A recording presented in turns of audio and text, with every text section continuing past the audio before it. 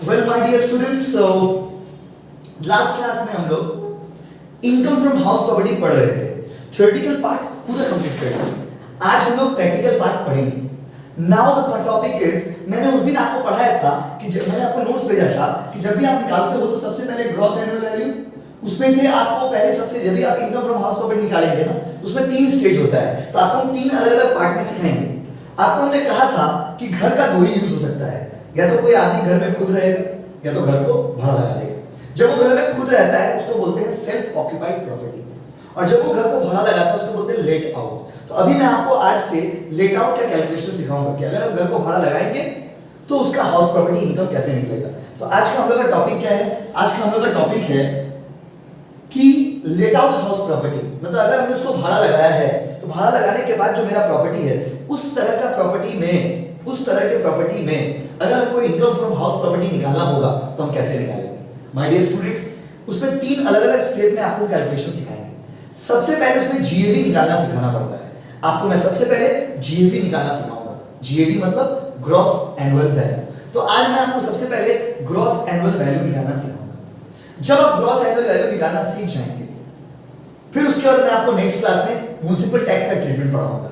फिर जब आप वो सीख जाएंगे तो फिर नेक्स्ट क्लास में मैं आपको डिडक्शन सिखाऊंगा और फिर कंप्लीट सम्स हम लोग का कंप्लीट हो जाएगा अगर घर को भाड़ा लगाते हैं तो आज का टॉपिक हम लोग का computation of gross annual value.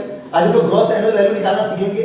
इसी में बच्चे कंफ्यूज हो जाते हैं। तो देखिए हम लोगों ने बहुत ही सिंपल तरीका से आपको मैंने फॉर्मेट भेजा है, वो फॉर्मेट में बोर्ड पे लिखूंगा, आपको समझाऊंगा और आप देखोगे कि सवाल आराम से बना लेंगे। बहुत बार बच्चे बोलते हैं कि आप इतना टॉपिक वाइज करके क्यों बताएं। बच्चे देखिए लास्ट क्लास में थ्योरेटिकल पार्ट कंप्लीट, आज जब आप ये सम्स करोगे ना आपको बहुत सारा चीज पहले से ही पता रहेगा। That is the reason. चलिए स्टार्ट करते हैं। देखिए सबसे पहले हम फॉर्मेट बनाएंगे। फॉर्मेट हमने क्या बनाया है? कंप्यूटेशन ऑफ ग्रॉस, मैंने सबको भेज दिया था, आपके कॉपी में होगा ग्रॉस एनुअल वैल्यू। अभी सिर्फ ग्रॉस एनुअल वैल्यू निकालने के लिए आपको सिखा रहे हैं।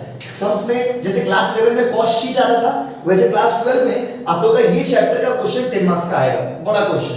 तो मैं आपको सिखाऊंगा computation of gross annual value of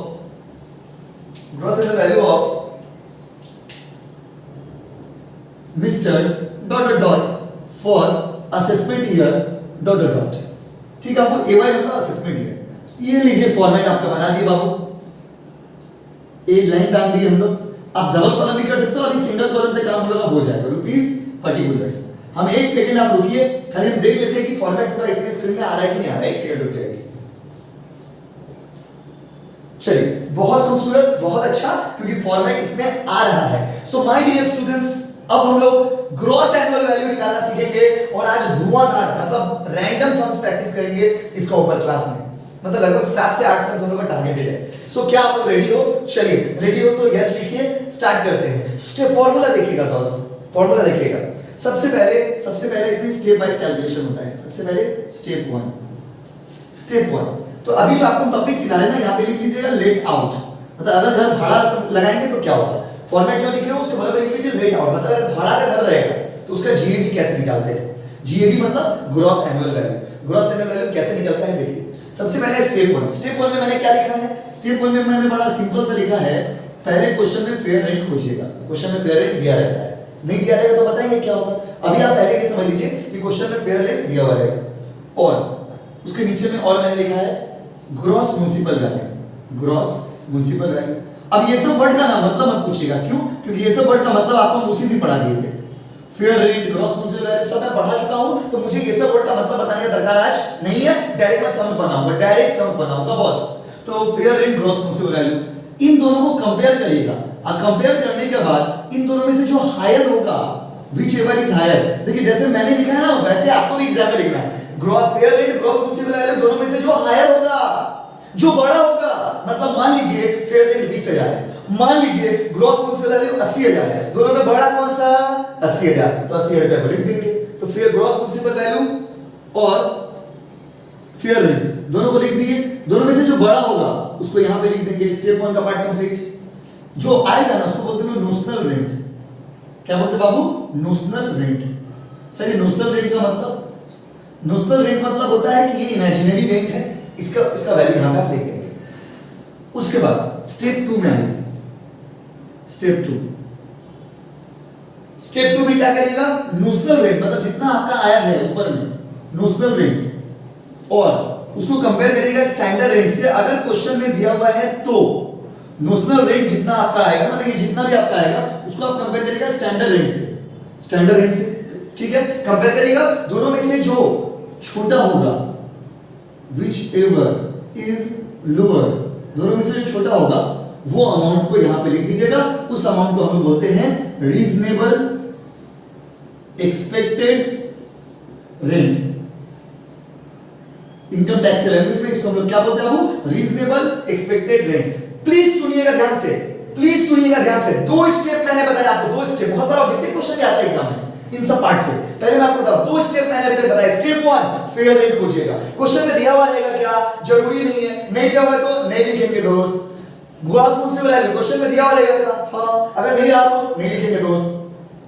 अच्छा, तो gross municipal value fair rate दोनों को कंपेयर करिएगा। दोनों में से जो बड़ा होगा, दोनों में से जो बड़ा होगा उसको क्या बोलते हैं, नोशनल रेंट। क्या बोलते हैं, नोशनल रेंट। तो नोशनल रेंट कैसे निकलता है, gross municipal value fair rate, दोनों का अमाउंट दिया रहेगा, बैठा देंगे, बैठा के दोनों को कंपेयर करेंगे, देखेंगे दोनों में से कौन सा बड़ा है। जो बड़ा अमाउंट होगा, जो बड़ा अमाउंट होगा उसको नोशनल रेंट बोलेंगे। क्या बोलेगा वो, नोशनल रेंट। उसके बाद नोशनल रेट के बाद होता है स्टैंडर्ड रेट वाला। स्टेप 2 में नोशनल रेट जितना आपका आएगा उसको आप कंपेयर करिएगा स्टैंडर्ड रेट से। कितना आंसर होगा, स्टैंडर्ड रेट से। सर स्टैंडर्ड रेट क्या होता है, दोस्त पिछला क्लास में बताए थे, अब बार-बार मत पूछिए। स्टैंडर्ड रेट से कंपेयर करेंगे, दोनों में से जो छोटा होगा, व्हिचएवर इज लोअर, उसको बोलेंगे रीजनेबल एक्सपेक्टेड रेट। किसी किसी सम्स में मान लीजिए स्टैंडर्ड रेट नहीं भी दिया रहेगा। अगर स्टैंडर्ड रेट नहीं दिया हुआ है तो कंपेयर भी मत करिएगा, अब स्टेप को ऐसे लिख करके स्किप कर जाइएगा। तो बात को समझिए, हम लोग अभी तक क्या निकालना सीखे हैं, reasonable expected rate. Reasonable expected rate कैसे निकलता है, तो फेयर रेट ग्रॉस मुंसिपल को कंपेयर करेंगे, दोनों में से जो क्या होगा बड़ा उसको बोलेंगे नोशनल रेट। उसके बाद नोशनल रेट जितना आएगा उसको कंपेयर करेंगे स्टैंडर्ड रेट से, दोनों में से जो क्या होगा, व्हिचएवर इज लोअर, जो छोटा होगा उसको बोलेंगे रीजनेबल एक्सपेक्टेड रेट। ये जब आपका निकल जाएगा उसके बाद स्टेप 3 समझिए। स्टेप 3 क्या है, स्टेप 3 में क्या करेंगे, स्टेप 3 में हम लोग करते हैं annual rent minus unrealised rent. आज ये वर्ड्स का मतलब हमको बताने का दरकार ही नहीं है क्योंकि मैंने ऑलरेडी समझा चुका हूं। Annual rent minus unrealised rent, जितना भी एनुअल रेंट दिया हुआ रहेगा सवाल में उसमें से अनरियलाइज्ड रेंट, वो रेंट जो आपका नहीं मिला उसको माइनस करिएगा। अगर क्वेश्चन में दिया हुआ है तो देखिए फॉर्मेट का मतलब क्या होता है कि ये सब आइटम हो सकता है, इसमें से कुछ कम भी हो सकता है सवाल में और कुछ ज्यादा भी हो सकता है। जनरली ये सब फॉर्मेट मतलब होता है कि स्टैंडर्ड कैसे बनेगा, वो स्टार्ट कैसे करेंगे, तो जो भी आएगा उसको लिख देंगे। अगर ये नहीं दिया हुआ तो नहीं लिखेंगे। स्टेप 3 के बाद हो गया स्टेप 4, ठीक है। स्टेप 3 के बाद क्या होगा बाबू, स्टेप 4। अब देखिए स्टेप 3 के बाद करेंगे लोग स्टेप 4। अब स्टेप 4 में क्या करेंगे बोले तो स्टेप 4 में हम लोग step 2 and step 3 whichever is higher और whichever is higher। नोट्स में ये वाला पॉइंट स्किप कर गए थे हम, इसको प्लीज ऐड कर दीजिएगा, प्लीज ऐड कर दीजिएगा। तो उसके बाद स्टेप 4 में क्या करिएगा, स्टेप 2 और स्टेप 3 दोनों का आप कंपेयर करिएगा, दोनों में से जो बड़ा अमाउंट होगा whichever is higher उसको लिख दीजिएगा। लिखने के बाद उसमें से फिर स्टेप 5 स्टेप 5 में क्या होगा, स्टेप 5 में होगा less loss due to vacancy. Step 5 में आपको क्या करना है, loss due to vacancy. Due to vacancy मतलब जितना दिन आपका घर खाली था उसका टाइम को आप माइनस कर देंगे, उससे जो नुकसान आपको हुआ है उस नुकसान को आपको माइनस कर देंगे और जो आएगा उसमें से जब इसको आप माइनस कर दोगे ना, माइनस करने के बाद आ जाता है आपका ग्रॉस एनुअल वैल्यू। तो प्लीज थोड़ा ये वाला चीज छूट गया था, इसको स्किप हो गया था, इसको टिक कर दीजिए। स्टेप 4 मतलब स्टेप 2 और स्टेप 3 दोनों में से जो बड़ा होगा, स्टेप 2 और स्टेप 3 में से जो बड़ा होगा वो स्टेप 4 में आ जाएगा और स्टेप 4 में माइनस क्या करेंगे स्टेप 5 में, less loss due to vacancy अगर क्वेश्चन में दिया हुआ है तो। ये फॉर्मेट को आप समझिए। स्टेप 1 नोशनल रेट निकालेंगे, स्टेप 2 आरईआर निकालेंगे, step 3 annual rate minus unrealised rate, step 4 step 2 और स्टेप 3 को कंपेयर करेंगे, दोनों में से जो बड़ा होगा वो स्टेप 4 में लिख देंगे और स्टेप 5 में क्या करेंगे, जितना आएगा ना उसमें से माइनस कर देंगे लॉस ड्यू टू वैकेंसी अगर क्वेश्चन में दिया हुआ है तो। फिर से बोलते सुनिए, स्टेप 1 आरईआर निकाल सॉरी नोशनल रेट निकालेंगे, कैसे, फेयर रेट को ग्रॉस म्युनिसिपल वैल्यू से कंपेयर करेंगे, जो बड़ा होगा उसको नोशनल रेट बोलेंगे। उसके बाद स्टेप 2 क्या, नोशनल रेट को स्टैंडर्ड रेट से कंपेयर करेंगे अगर क्वेश्चन में दिया हुआ है तो। तो क्या आ जाएगा, रीजनेबल एक्सपेक्टेड रेट। फिर उसके बाद क्या है, स्टेप 3 एनुअल रेट में से माइनस करेंगे अनरियलाइज्ड रेट। करने के बाद स्टेप 2 और स्टेप 3 दोनों में से जो बड़ा होगा, स्टेप 2 और स्टेप 3 दोनों में से जो बड़ा होगा उसको स्टेप 4 में लिख देंगे, और स्टेप 4 में लिखने के बाद उसमें से स्टेप 5 में क्या करेंगे, less loss due to vacancy, less loss due to vacancy, vacancy के कारण जो नुकसान हुआ है उसको हम लोग लेस कर देंगे। ठीक है बाबू, तो ये यहाँ पर हम लोग का कहानी हो गया। अब इसको आगे बढ़ाते हैं, सवाल को आगे बढ़ाते हैं, सवाल को हम लोग आगे बनाएंगे। पहले आप इसको करेक्शन कर दीजिए, मेरे बात को फिर से सुन लीजिए। सबसे पहले आपका स्टेप में नॉमिनल रेट निकलता है, फेयर एंड जीएनपी दोनों में से जो बड़ा होगा। फिर सेकंड स्टेप में क्या निकलेगा, नॉमिनल रेट और स्टैंडर्ड रेट दोनों में से जो छोटा होगा। स्टेप 3 में क्या होगा, annual rate minus unrealised rate होगा। स्टेप 4 में क्या होगा, स्टेप 2 और स्टेप 3 को कंपेयर करेंगे, जो बड़ा अमाउंट होगा उसको यहां पे बैठा देंगे। और स्टेप 5 में क्या होगा, लॉस ड्यू टू वैकेंसी। अब आपको समझ आएगा कि मैंने क्यों ये सारा थ्योरी समझाया था, क्योंकि सोचिए अगर मैं डायरेक्ट सवाल बनाना स्टार्ट कर देता तो आपके मन में होता अनरियलाइज्ड रेट क्या है, वैकेंसी क्या है, स्टैंडर्ड रेट क्या है, ग्रॉस म्युनिसिपल वैल्यू क्या है। तो ये सारा चीज मैं ऑलरेडी आपको समझा चुका हूं। तो अब हम सम्स को बनाना शुरुआत करेंगे बाबू, सम्स को बनाना हम लोग स्टार्ट करते हैं। चलिए, so boys and girls, if you are ready, so let's go to the sums. Please correction कर लीजिएगा स्टेप 4 वाला, वो मेरा लिखने में स्किप हो गया, लिखने टाइम में स्किप हो गया स्टेप 4 वाला। चलिए सम्स बनाना शुरू करते हैं बाबू, करेक्शन कर लीजिएगा। अब मैंने एक छोटा सा सम्स दिया था आपको, मैं आपको पहले आप करेक्शन कर लीजिए, देखिए कितना इजी है। बोला है calculate gross annual value of mister Rahman. तो यहां पे मिस्टर क्या हो जाएगा बताइए, Rahman. For the assessment year, previous year 15-16 है, तो असेसमेंट ईयर कितना होता है, 16-17। याद करिए क्लास 11 का अकाउंट्स 15-16 का प्रीवियस ईयर होगा तो असेसमेंट ईयर 16-17, 16-17 का प्रीवियस होगा तो असेसमेंट ईयर 17-18, ऐसे होता है इनकम टैक्स के लैंग्वेज में। अब देखिए स्टेप 1 फेयर रेट खोजते हैं, दिया हुआ कि नहीं, दिया हुआ है 40,000, यहां पे बैठा देते हैं 40,000। उसका देखिए म्युनिसिपल वैल्यू दिया हुआ है, क्या म्युनिसिपल वैल्यू दिया हुआ 35,000। अच्छा हम क्या बोले थे, फेयर रेट और म्युनिसिपल वैल्यू दोनों में से बड़ा कौन सा है, 40,000, तो नोशनल रेट कितना हो जाएगा, 40,000। ठीक है, स्टेप 1 कंप्लीटेड। फिर से सुनिए, फेयर रेट दिया हुआ था, म्युनिसिपल वैल्यू दिया हुआ था, दोनों को कंपेयर किए, दोनों में बड़ा कौन सा, तो नोशनल रेट 40,000 आ गया हम लोग। अब second step, notional rate 40,000, standard rate question में है कितना है बाबू, 38,000, यहां पे लिख दिया 38,000।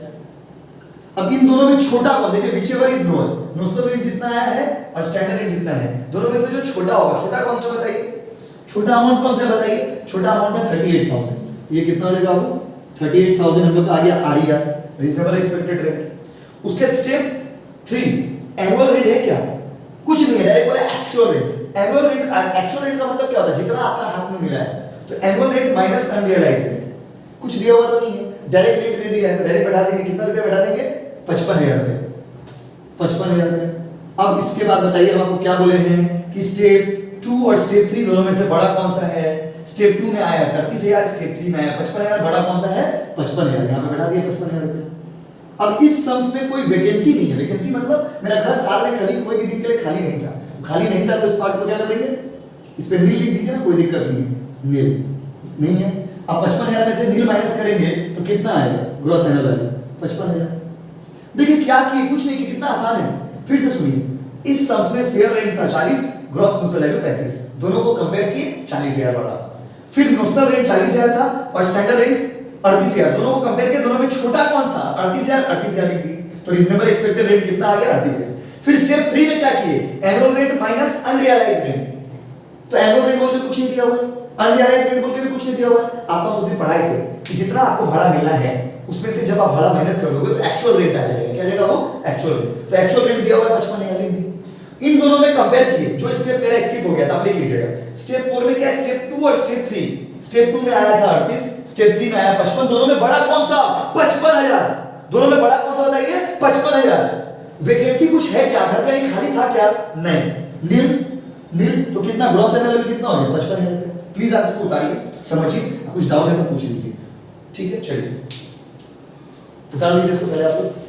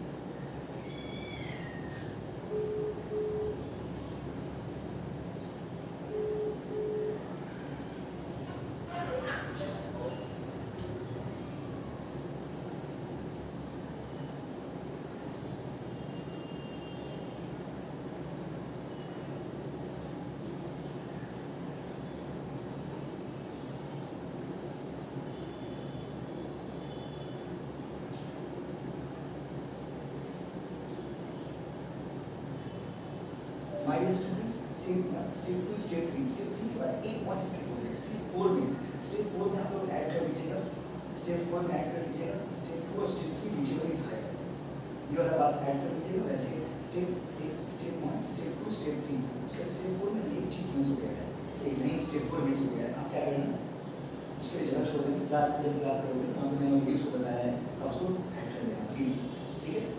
या अभी मैं बोल रहा हूँ, अभी क्या ऐड कर सकते हो, स्टेप 4 में दिखाया जाएगा कि स्टेप 2 और step 3 whichever is higher, step 2, step 3, step 2 और स्टेप 3 रेगुलर करके whichever is higher, प्लीज मेरी बात को सुन लीजिए।